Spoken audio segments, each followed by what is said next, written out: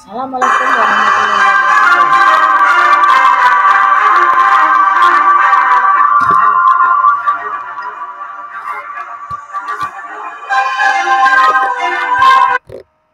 Baik, terima kasih atas perhatiannya untuk materi kedua yaitu membuat surat lamaran kerja ya. Dan sebelumnya kita akan membahas tentang beberapa hal dulu yaitu lamaran kerja, kemudian cara membuat CV, kemudian ada tips mungkin tambahannya yaitu bagaimana persiapan interview ya. Siapa tahu sebelum kalian lulus juga kalian memerlukan ini dan saya akan membekalinya ya. Mari kita mulai dengan melihat peluang ya. Banyak sekali kita punya peluang untuk melamar untuk bekerja ya. Jadi sebelum bekerja tentu saja kita harus melamar kerja dulu, kemudian membuat CV dan bagaimana menghadapi ketika wawancara.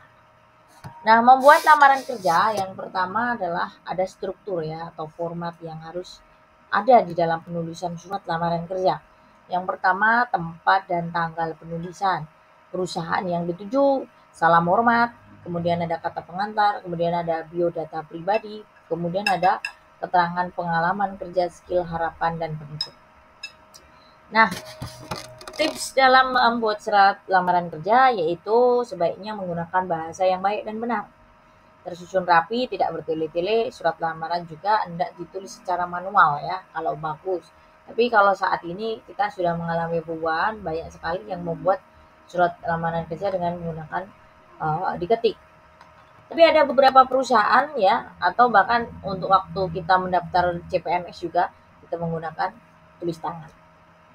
Lengkapi dengan data-data yang dibutuhkan ya, misalnya dalam sebuah koran ada kriteria syarat-syarat ya yang harus diberikan kepada mereka, maka di situ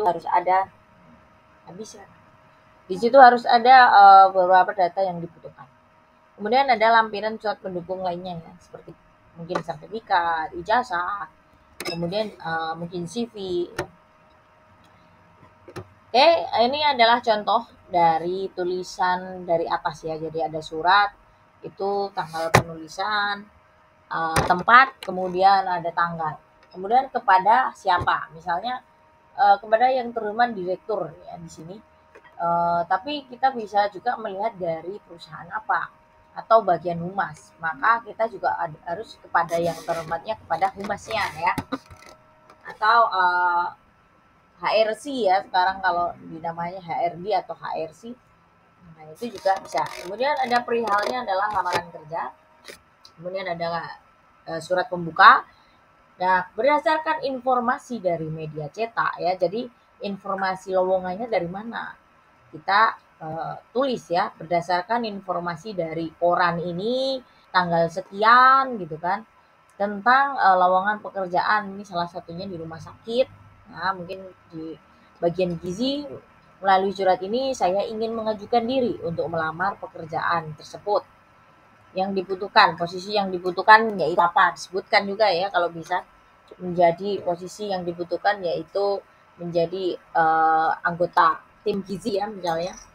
Saya bertanda tangan di sini adalah ini. Di sini ada keterangan, ada jenis kelamin, ada nama, tanggal lahir, jenis kelamin, kemudian dari asal sekolahnya dari mana, alamat, dan juga nomor telepon.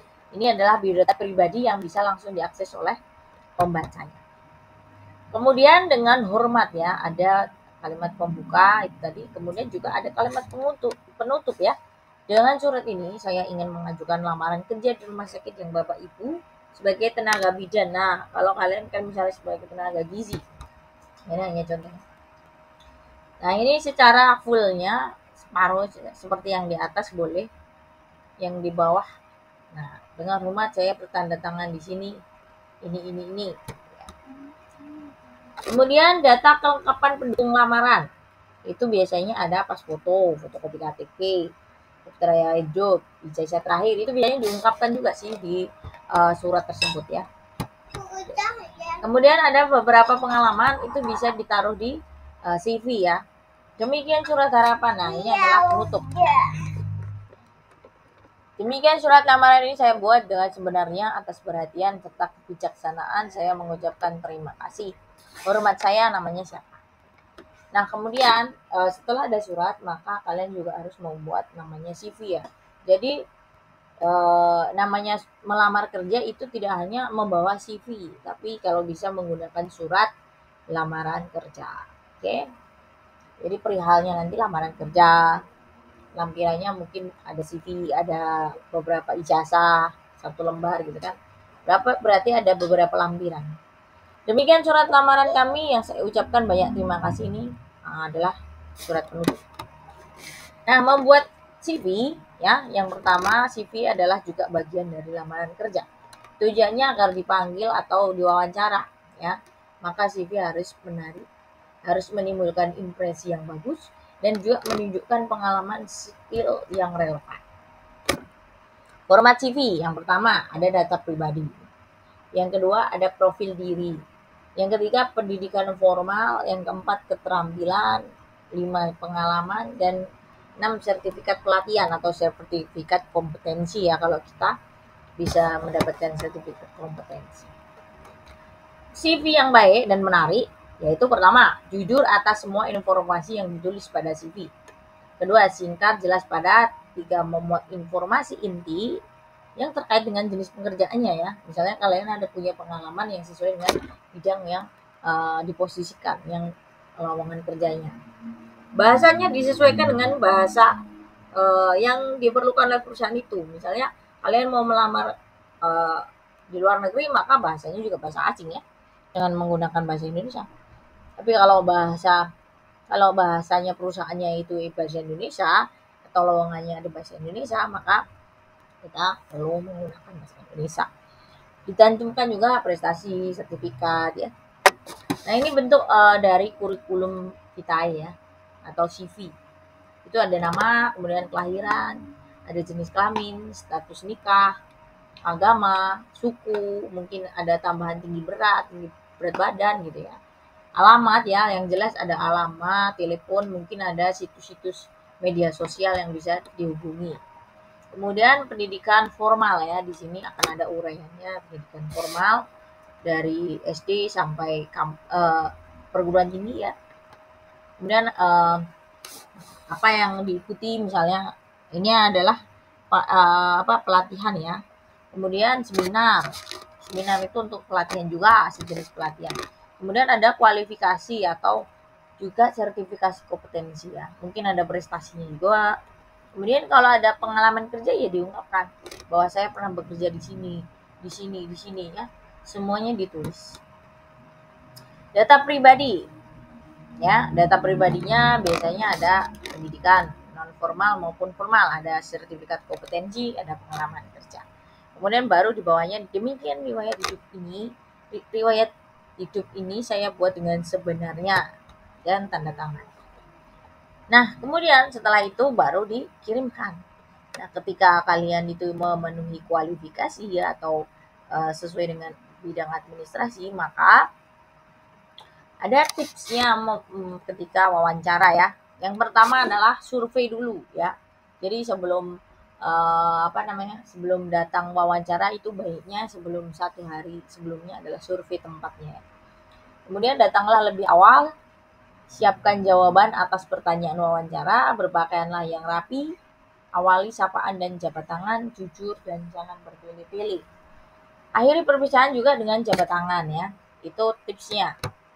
Kemudian bagaimana pertanyaannya, beritahukan tentang diri kamu, apa yang kamu ketahui tentang apa yang Anda ketahui tentang kami, apa yang Anda berikan pada kami. Biasanya seperti itu pertanyaan.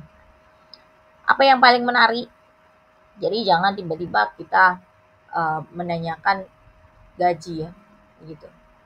Itu kurang sopan. Karena kita tidak tahu apakah kita memenuhi kualifikasi atau enggak. Apalagi tidak ada pengalaman ya. Mengapa kami harus merekrut Anda? Itu biasanya pertanyaan-pertanyaan ini akan muncul. Kenapa saya harus merekrut Anda?